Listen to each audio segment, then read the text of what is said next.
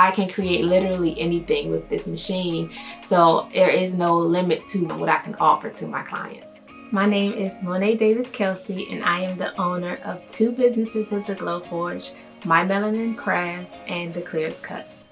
I started My Melanin Crafts in 2016. That originated as a Afrocentric hand painting earring business, and that grew over the years. Fast forward to 2019, in November of last year, I decided that I wanted to branch out and become the manufacturer for other businesses, so I created the Clearest Cuts.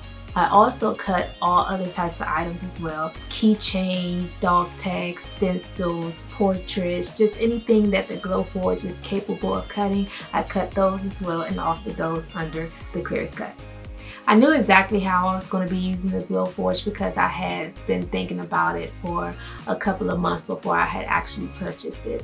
I, of course, at the time didn't know what machine I would use to create or fulfill that idea that I had in my head, but once I ran across the Glowforge, it was a no-brainer because of its sleekness, because of the camera that shows you what the machine sees, and just overall, I love the look and the ease that the Glowforge had.